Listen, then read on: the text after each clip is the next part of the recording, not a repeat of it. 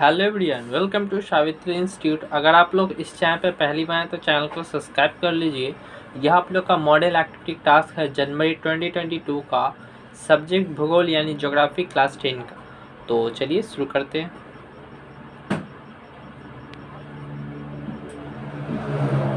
पहला नंबर है, दिए गए विकल्पों में से सही उत्तर चुनिए। ठीक है, पहला नंबर क्वेश्चन है, निम्नलिखित में से वह प्रक्रिया जो बहिर्जात नहीं है वह है। ठीक है, तो इसका आंसर होगा सी नंबर, ज्वालामुखी। ओके, नेक्स्ट दूसरा नंबर, वह प्रक्रिया जिसके द्वारा नदी द्वारा ले जाए गए तलछट के दाने आपस में टकराते हैं और टूट जाते हैं, छोटे छोटे टुकड़ों में बांटना कहलाते हैं। ठीक है, तो इसका आंसर होगा D number, attrition. Okay, next तीसरा नंबर, सही जोड़ी चुने। ओके, तो इसका आंसर होगा सी नंबर, एक नदी के प्रवाह में कठोर चट्टान की परत के नीचे क्षैतिज रूप से रखी गई नरम चट्टान की परत, झरना। ओके,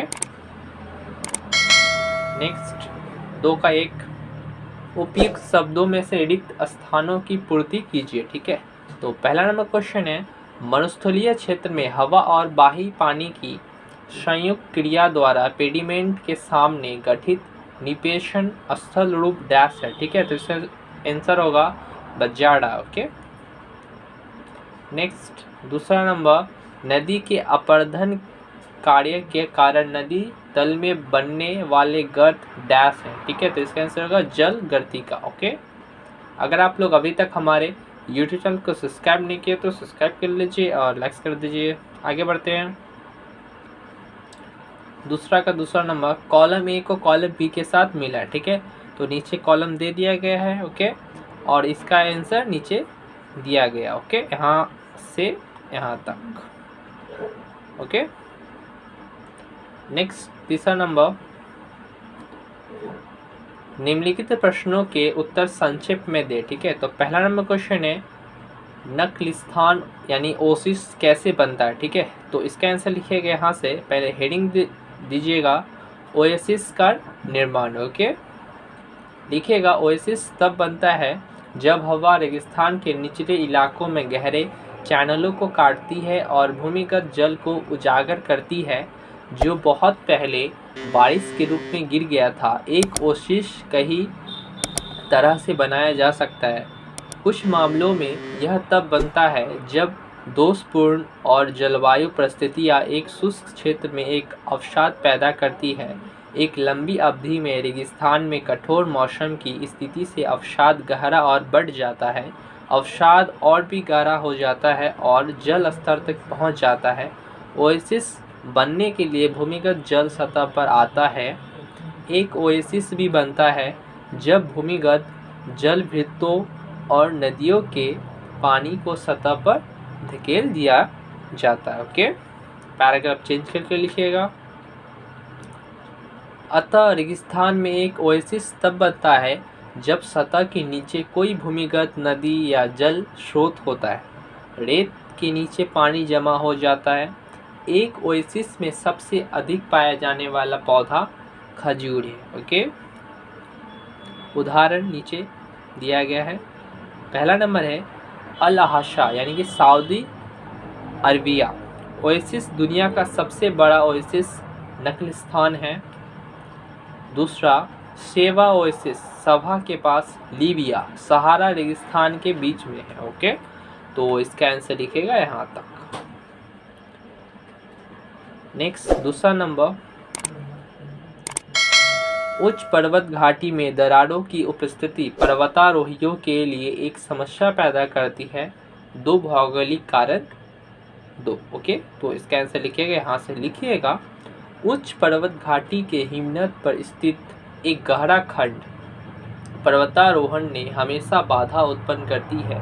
जब घाटी हिमनद का ऊपरी भाग टूटकर अलग हो जाता है तो वहाँ विशाल विदर और दरारें पड़ जाती है जो पर्वतारोहण में बड़ी समस्या है। ऐसी समस्या हिमानी के द्वारा निर्मित 2 भौगोलिक आकृति के कारण होता है, हिमदर और हिमविदर। ओके, आगे, इनके अलावे पर्वतारोहण में हिमरेखा प्लावी हिम भी समस्याओं को उत्पन्न करता है। जब घाटी हिमनद का ऊपरी भाग अलग हो जाता है तो वहाँ विशाल हिमदर या दरार उत्पन्न हो जाता है और हिमानी पर स्थित गहरा गैप क्रैक फिशर की हिम विदर होता है। ठीक है, तो इसका आंसर लिखिएगा यहाँ तक। ओके, अगर आप लोग अभी तक हमारे YouTube चैनल को सब्सक्राइब नहीं किया तो सब्सक्राइब कर लीजिए और लाइक कर दीजिए। आगे बढ़ते हैं। चौथा नंबर, निम्नलिखित प्रश्नों के उत्तर दीजिए। ठीक है, तो प्रश्न है मरुस्थल के विस्तार को नियंत्रित करने के लिए 3 निवारक उपायों का उल्लेख कीजिए। ठीक है, तो इसका आंसर यहाँ से लिखिएगा, पहले हेडिंग दे दीजिएगा, मरुस्थल के विस्तार को नियंत्रित करने के लिए 3 निवारक उपाय। ओके, लिखिएगा मरुस्थल के विस्तार को नियंत्रित करने के लिए निम्नलिखित उपायों का प्रयोग किया जा सकता है। ठीक है, जैसे कि पहला नंबर है जीवाश्म ऊर्जा जैसे कोयला, पेट्रोलियम आदि के उपयोग को कम करके। दूसरा नंबर परमाणु विद्युत प्लांटों का उपयोग करके। तीसरा नंबर वनों के क्षेत्रफल को विस्तार करके। ठीक है, तो इसका आंसर लिखिएगा यहाँ तक।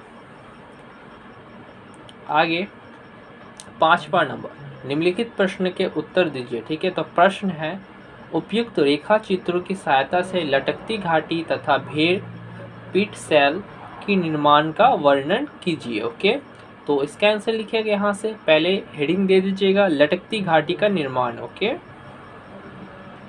उसमें लिखिएगा नदियों की भांति हिम नदी की भी सहायक नदियाँ होती है और वे मुख्य हिम नदी के साथ आकर मिलती है। मुख्य हिम नदी सहायक हिम नदियों की अपेक्षा अपनी घाटी को शीघ्रता से अधिक गहरा करती है और मुख्य हिम नदी तथा सहायक हिम नदी के संगम स्थल पर तीव्र ढाल पैदा हो जाते हैं। ओके, आगे लिखिएगा सहायक हिम नदी के घाटी के तली मुख्य हिम नदी की घाटी की तली से ऊंची होती है, अतः तापमान बढ़ने पर जब बर्फ पिघलती है तो सहायक नदी का जल मुख्य हिम नदी की घाटी में जलप्रपात के रूप में गिरने लगता है तथा सहायक नदी की घाटी मुख्य नदी की घाटी में लटकती हुई प्रतीत होती है। इसे ही लटकती घाटी कहते हैं। ओके,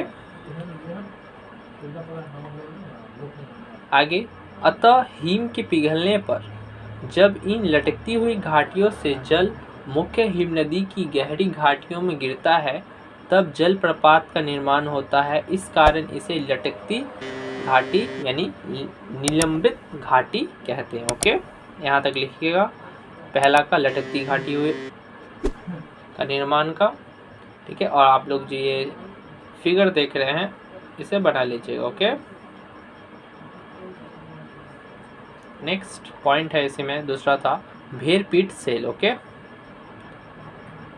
का निर्माण। ओके, तो इसमें लिखिएगा हिमानी यानी कि हिम नदी की अपघर्षण से चिकना या सपाट ढाल का निर्माण होता है। हिम नदी अपने मार्ग में उपस्थित टीले को घिसकर गोलाकार या अंडाकार बना देते हैं। इसका पृष्ठभाग उबड़ खाबड़ ही रह जाता है।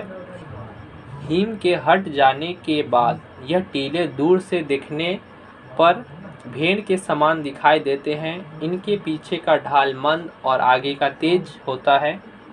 अगला भाग टूटकर सीढ़ीनुमा बन जाता है।